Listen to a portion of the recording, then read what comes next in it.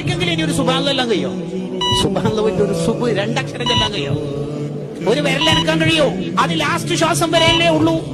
40 കൊല്ലം പള്ളിയിൽ ബാങ്ക് കൊടുത്താൽ ഈമാനില്ലാതെ മരിച്ചുപോയ ചരിത്രമുണ്ട് കിതാബിൽ.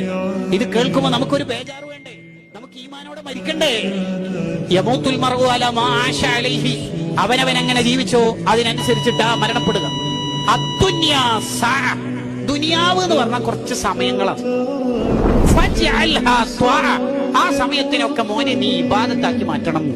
ഒരാൾക്കും മഹ്ശറയിൽ പോയിട്ട് പറയാൻ കഴിയൂല എന്ത് 24 മണിക്കൂർ കിട്ടി എന്നുള്ളതൊക്കെ എന്താ ചെയ്യേണ്ടത് അങ്ങനെയൊക്കെ പറയുകയോ. ഈ 24 മണിക്കൂറിന്റെ ഉള്ളിൽ എന്താ ചെയ്യേണ്ടത് ഒരു പിടുത്തം കിട്ടിയില്ല. അങ്ങനെ ആർക്കെങ്കിലും പറയുകയോ മഹ്ശറയിൽ?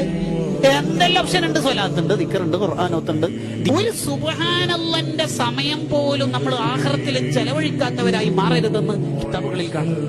ജീവിതത്തിൽ എന്താണോ കൂടുതൽ ചെയ്യുന്നത് എന്ന് ആരോടും ചോദിക്കേണ്ട. നമ്മൾ നമ്മളോട് തന്നെ സെൽഫി എടുത്ത് ഹൃദയത്തിലേക്ക് ഒരു ക്ലിക്ക് ചെയ്തിട്ട് ചോദിക്കുക, ഞാൻ എന്താ ജീവിതത്തിൽ കൂടുതൽ ചെയ്യുക? എന്റെ മക്കൾ കൂടുതൽ സമയം കാണുന്നത് ഖുർആൻ ഒന്നാണോ ഫോൺ ഉപയോഗിക്കുന്നതായിട്ടാണോ? നമ്മളോട് ചോദിക്കുക.